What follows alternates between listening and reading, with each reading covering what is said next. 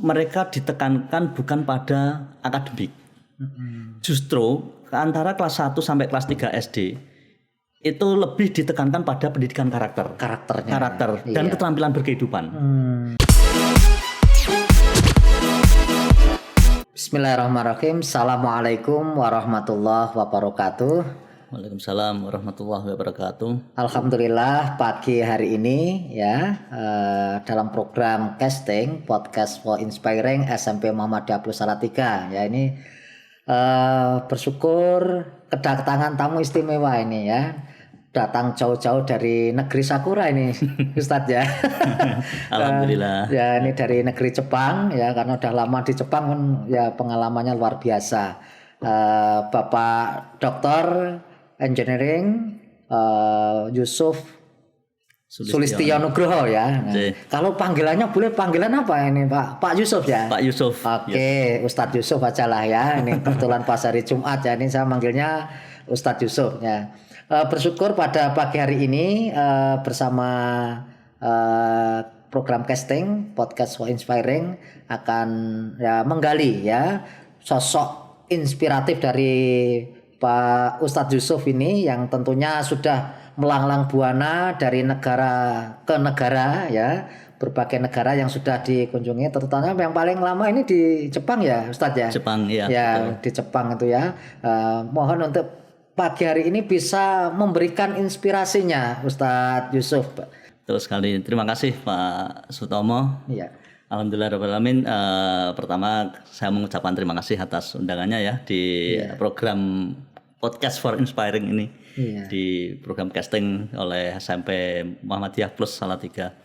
Baik Pak Sutomo, terima kasih terkait dengan pengalaman. Ini mungkin saya hanya sekedar berbagi sharing, sharing cerita saja, sering pengalaman. Cerita ini akan memberikan motivasi tadi betul. Dan energi positif pada pelajar khususnya SMP Muhammadiyah Plus Salatiga dan pelajar Indonesia pada umumnya kan gitu ya. Betul. Gimana saat ini? Baik, jadi mungkin saya ingin bercerita mulai dari pertama kali saja sejak awal saya bisa mendarat di Jepang itu mulai pertama kali. Mendaratnya di mana? Di Osaka atau di Osaka. Osaka Iya, betul. Luar biasa itu bandaranya kan di atas laut begitu pesawat turun cucup. Tapi karena di atas pesawat kan kita tidak terasa. Iya, betul.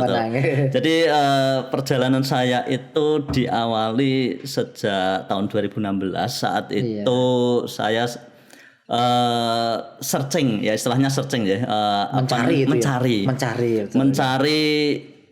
profesor yang sekiranya sekiranya bersedia dan sebidang dengan bidang ilmu saya. Yang sekiranya bidang ilmu saya itu bisa dan diterima. Bidang ilmunya apa ini Ustaz? Biar betul. Kalau engineering tadi saya tuh bayangannya menyebut engineering itu kan kayak teknik betul, teknik. Lebih banyak tekniknya. Jadi bidang ilmu saya itu teknik informatika atau lebih tepatnya ilmu komputer. Ilmu komputer, Ustaz. Jadi begini, sebenarnya saya itu sudah memulai proses pencarian sekolah studi lanjut itu sejak tahun 2011 kurang lebih. Nah, tetapi banyak sekali berbagai rintangan Ustadz, berbagai rintangan, berbagai permasalahan itu yang membuat saya tertantang dan tertunda istilahnya tertunda ini. tertunda. Jadi bisa dikatakan tertunda karena memang begini, ini mungkin bisa juga nanti bisa dijadikan pertimbangan bagi anak didik SMP generasi kita. Artinya begini, kalau memang kita misalnya ingin fokus ke satu hal, fokuslah pada bidang ilmu tertentu yang kita minati, kita tekuni, tepat sekali. Betul. Yang kita suka. Nah, artinya begini, sejak tahun 2011 hingga sekitar tahun 2015-16, itu saya sudah berbagai macam universitas di seluruh penjuru dunia sudah saya lamar. Dari searching itu tadi. Jadi begini, Karena S1, S2 saya backgroundnya, meskipun saya sebenarnya bidang ilmunya juga di ilmu komputer. Tetapi background edukasi saya dalam hal ini tanda kutip bidang akademiknya, jurusannya itu dari teknik elektro. Oh gitu ya. Iya. Yang kuatnya di elektronya itu ya. Bukan secara akademik, secara akademik, secara ijazah tertulisnya dari jurusan di program studi teknik elektro. Ya. Iya.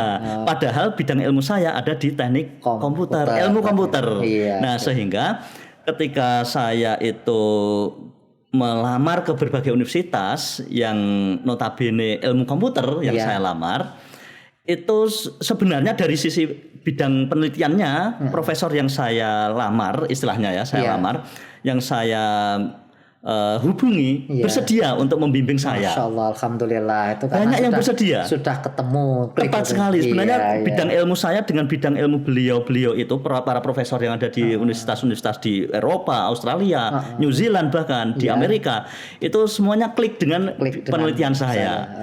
Cuma yang menjadi permasalahan adalah bidang teknik elektronya tadi.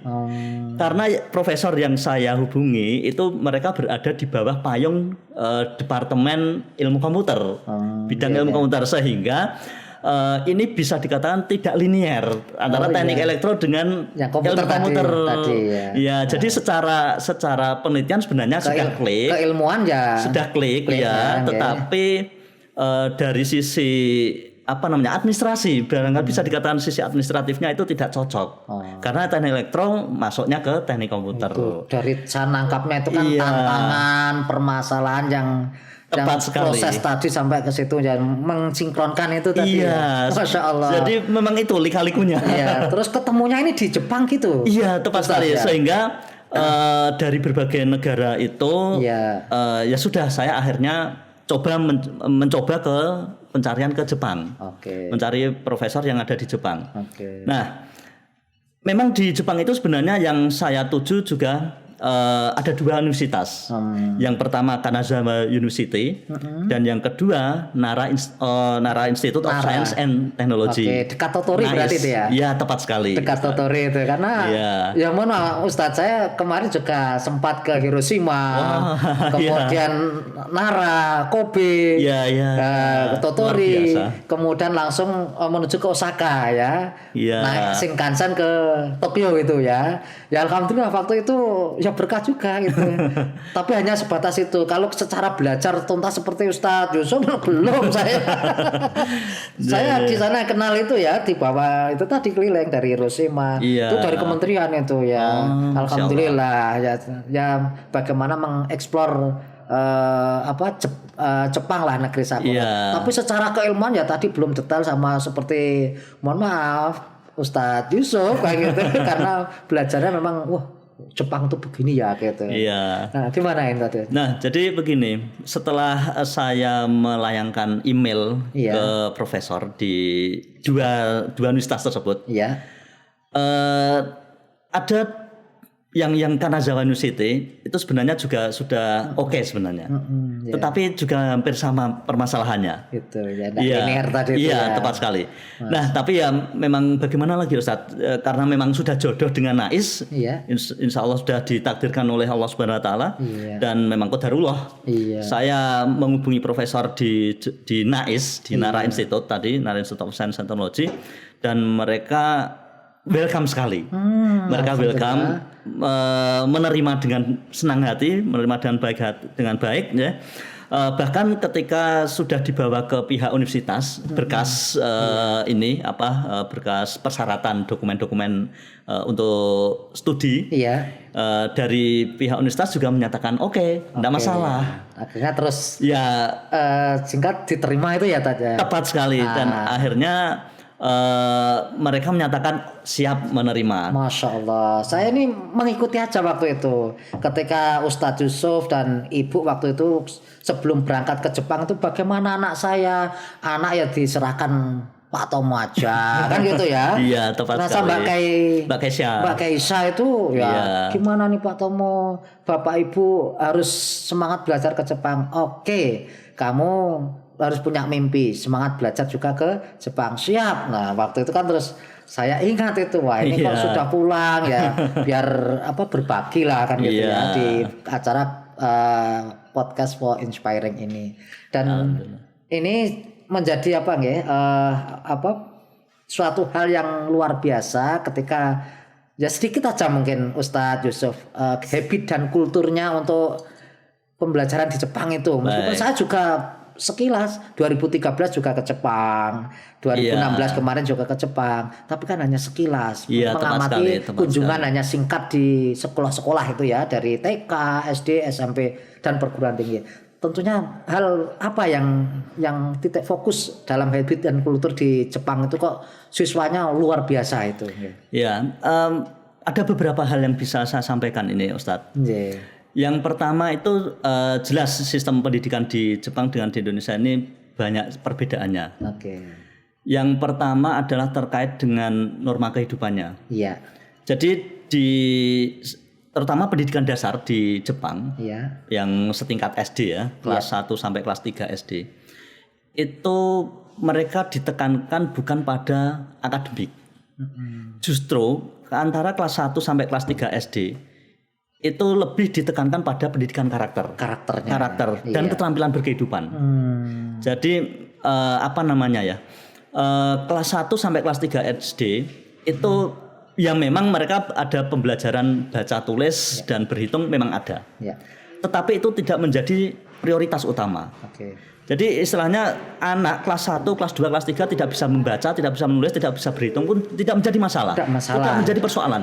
Justru yang menjadi persoalan adalah ketika si anak tidak mampu berbaris, tidak mampu menerapkan keterampilan berkehidupan dan menerapkan norma-norma kehidupannya. Dasar itu ya. Betul sekali. Jadi kelas 1 sampai kelas 3 SD itu mereka dibimbing bagaimana cara mengontrol diri, bagaimana berlaku bijaksana, bagaimana berlaku adil, memahami tepat sekali dalam berteman, tepat sekali, ini, dan bagaimana mereka belajar disiplin.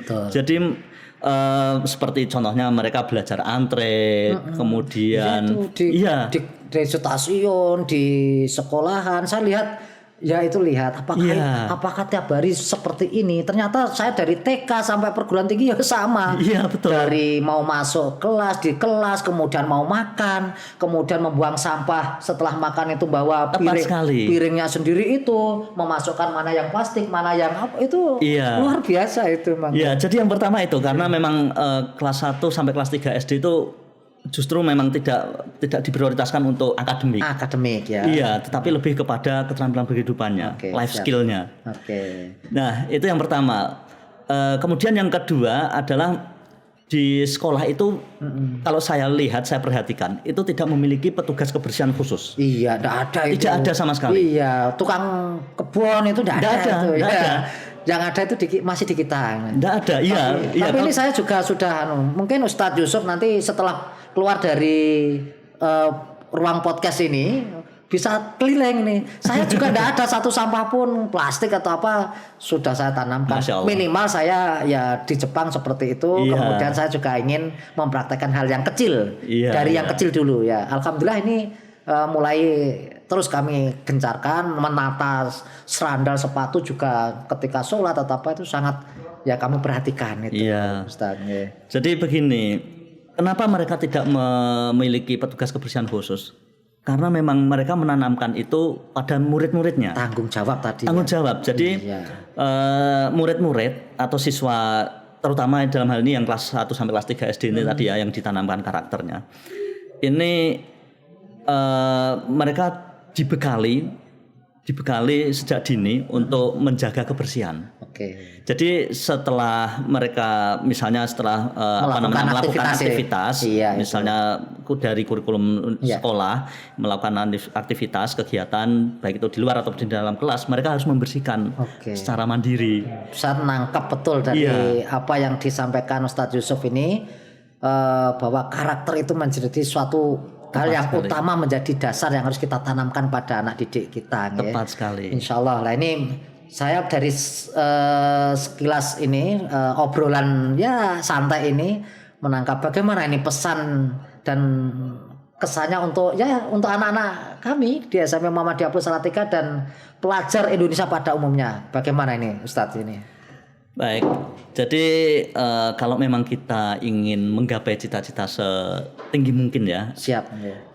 Itu kita harus tekankan pada diri kita sendiri, prioritaskan pada diri kita sendiri untuk tetap menekuni apa yang kita suka. Iya. Itu yang pertama. Oke. Jadi kalau kita tidak suka, misalnya kalau kita tidak suka kok kita ingin mencapai hal tersebut, ya pasti banyak sekali tantangan yang akan kita hadapi. Iya. Tetapi kalau kita suka, meskipun banyak tantangan, itu tidak akan terasa. Iya, jalani saja. Gitu ya. Jadi dan saya melihat bahwa di SMP Muhammadiyah Plus Salatiga ini banyak sekali murid-murid yang sudah sejalur dengan hobinya. Iya, kami memang wadahi dengan ekstra dan skill yang harus kami kembangkan kan gitu. Nah, ini sangat menarik Ustadz Tomo. Jadi sejak awal itu kita wadahi dan kita tetap kita bimbing, kita motivasi, apa yang disuka tetap kita bimbing, kita pandu, kita dorong, kita beri motivasi supaya nanti di masa mendatang si anak ini atau generasi kita mendatang itu bisa fokus pada siap dan segala tentang tantangan yang akan dihadapi kita. Betul. Terima kasih nih memberikan inspirasi, motivasi dan tentunya arahan bagaimana kita menjadi generasi yang berkarakter atau tadi generasi yang tangguh, generasi yang bertanggung jawab. Nah, karena itu modal ya. Ya pintar tapi karakter nomor satu. Yes. Terima kasih nih Ustadz Yusuf atas kesempatan waktunya di program casting Podcast for Inspiring SMP Muhammadiyah Plus Salatiga. Tentunya semuanya pemirsa, anak-anakku semuanya SMP Muhammadiyah Plus Salatiga dan pelajar seluruh Indonesia pagi hari ini bersama Ustadz Dr. of Engineering Yusuf Sulistiono tentunya memberikan energi positif bagi kita semuanya bagaimana meraih cita-cita, bagaimana berupaya mewujudkan cita-cita, tentunya tidak dengan sesuatu yang biasa-biasa tapi lakukan yang luar biasa. Tadi bagaimana menjelajah, mencari dari berbagai negara, akhirnya berkesempatan belajar di negeri Sakura. Terima kasih Ustadz Yusuf atas kesempatan waktunya dalam podcast For Inspiring. Insya Allah hal ini akan menginspirasi bagi generasi Indonesia Emas 2045 yang akan membangun dan memimpin bangsa kita ke depan. Amin. Dari saya cukup sekian dan terima kasih. Assalamualaikum warahmatullahi wabarakatuh. Waalaikumsalam warahmatullahi wabarakatuh.